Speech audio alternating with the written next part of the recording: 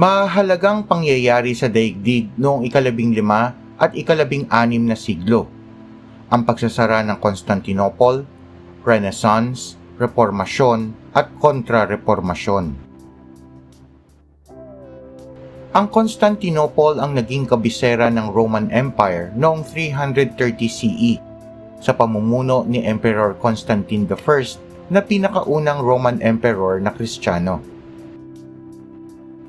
May 29, 1453 ay bumagsak ang Constantinople matapos ang 55 araw ng pananalakay ng Ottoman Empire sa pamumuno ni Sultan Mehmed II. Ang pagbagsak ng Constantinople ang naging hudyat ng pagbagsak ng imperyo ng Roma at naging simula ng pangingibabaw sa kapangyarihan ng imperyo ng Ottoman. Ang pagbagsak ng Constantinople ang naging sanhi rin ng pagkawala ng mga rutang pangkalakalan mula sa Asya na naging dahilan ng pagsisimula ng panahon ng eksplorasyon. Maraming iskolar ang tumakas mula sa Constantinople at bumalik sa Europa na nagbigay kontribusyon sa pagsisimula ng Renaissance.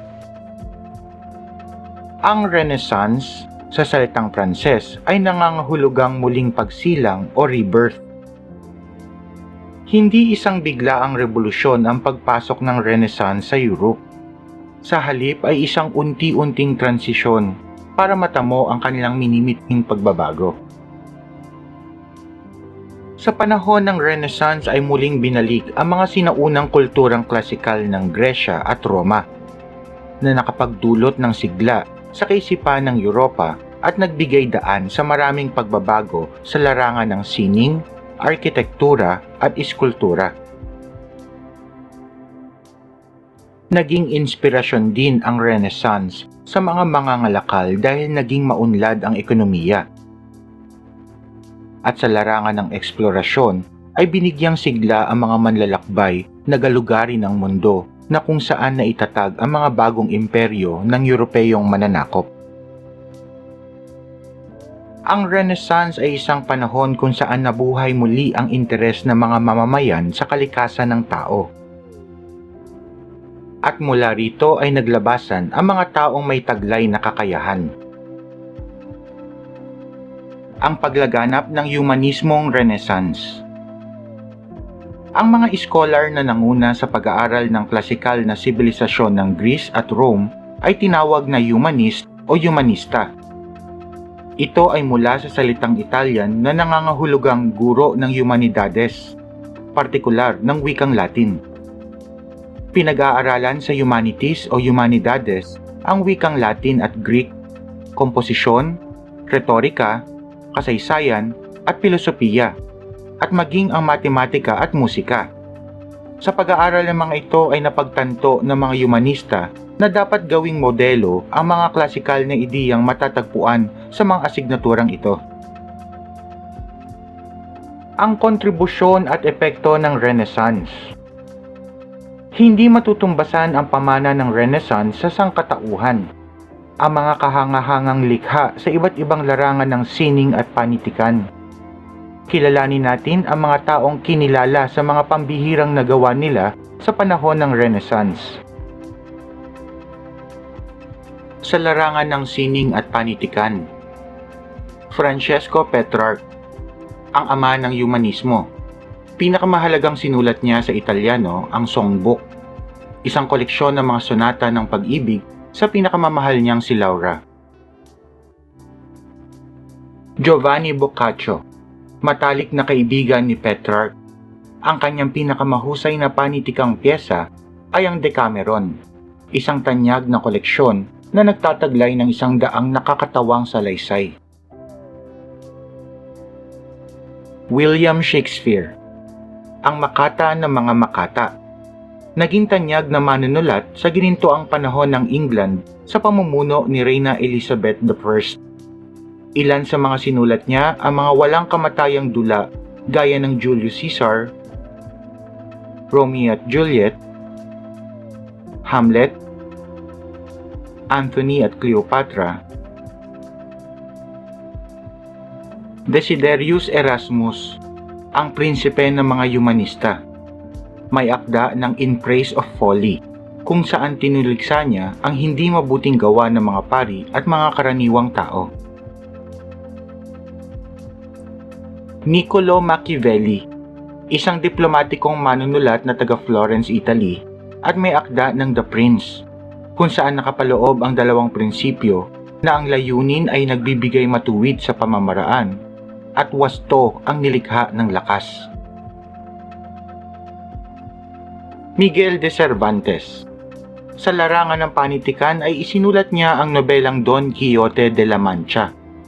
Aklat na kumutya at ginawang katawa-tawa sa kasaysayan ang kabayanihan ng mga kabalyero noong medieval period. Sa larangan naman ng pagpinta ay nakilala si Michelangelo Buonarroti, ang pinakasikat na iskultor ng Renaissance. Ang una niyang obra maestra ay ang estatwa ni David.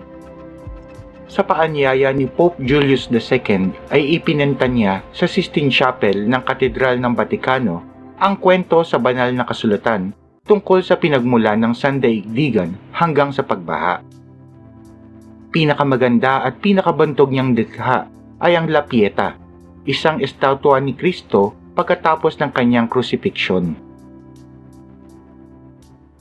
Leonardo da Vinci, isang henyong maraming nalalaman sa iba't ibang larangan. Hindi lamang siya isang kilalang pintor, kundi isa ring arkitekto, iskultor, inhinyero, inventor, siyentista, musikero at pilosoper.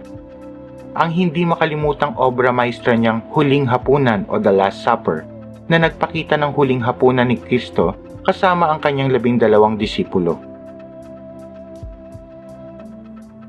Rafael Santi, pinakamahusay na pintor ng Renaissance. Kilala sa pagkakatugma at balanse o proportion ng kanyang mga likha.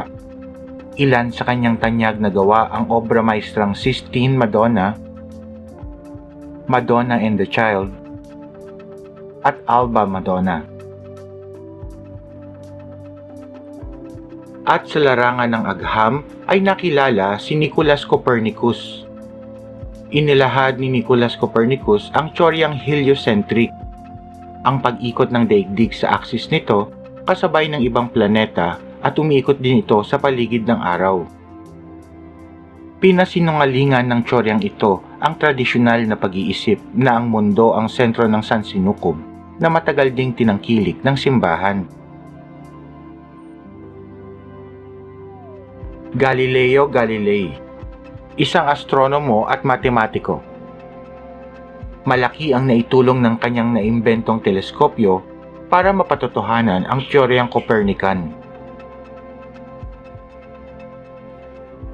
Sir Isaac Newton, ang higante ng siyentipikong Renaissance. Sang-ayon sa kanyang batas ng universal gravitation, ang bawat planeta ay may kanya-kanyang lakas ng grabitasyon at siyang dahilan kung bakit nasa wastong lugar ang kanilang pag-inog. Ipinaliwanag niya na ang gravitasyong ito ang dahilan kung bakit bumabalik sa lupa ang isang bagay na inihagis pataas. Isa sa mga pagbabagong hatid ng Renaissance ay ang kilusang reformasyon. Ito ay isang kilusan na kumikwestiyon sa otoridad ng simbahan at Santo Papa.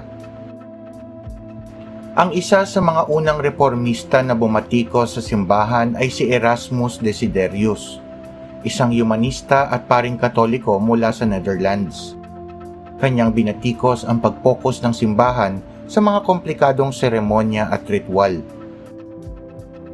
Ang korupsyon sa simbahan at ang pagbebenta ng mga indulhensya na siyang ginagamit na pondo sa pagpapatayo at pagpapaganda ng mga simbahan sa Europa. Ang indulhensya ay isang sertipiko na binibenta ng simbahan at sinasabing makakabawas ng 1,443 taon sa purgatorio. Ang isa pang kilalang reformista sa panahong ito ay si Martin Luther, isang paring Aleman at propesor sa teolohiya. Kanyang kinontra ang doktrina ng Katolisismo na nagsasabing ang kaligtasan ay matatamo sa pamamagitan ng pananampalataya at mabuting gawa. Para kay Martin Luther, ang kaligtasan ay hindi makakamit sa mabuting gawa.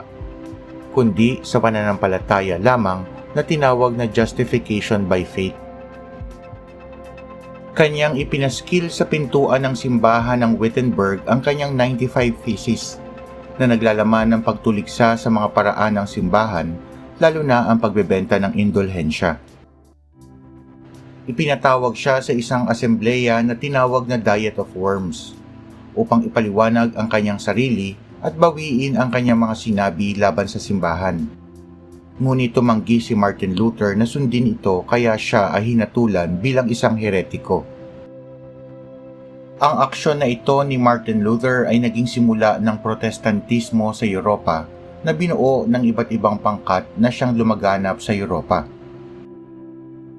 Sinimulan ng simbahang Katolika ang kanyang sariling reformasyon upang mapanatili ang kanyang impluwensya.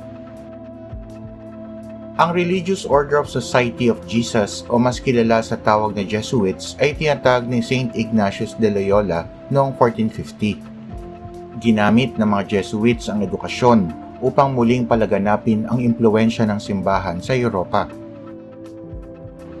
Sa pamumuno ni Pope Paul III ay kanyang itinatag ang Reform Commission at nabuo ang Council of Trent upang imbestigahan ang mga naging katiwalian ng mga Renaissance popes at upang isaayos ang doktrina ng Katolisismo upang mapag-isa at mapalakas ito. Isa sa mga naging resulta ng Council of Trent ay ang pagbabawal sa pagbebenta ng simbahan ng mga indulhensya. Mahalagang pangyayari sa daigdig noong ika-15 at ika-16 na siglo. Ang pagsasara ng Constantinople, Renaissance, Reformasyon at Kontra-Reformasyon.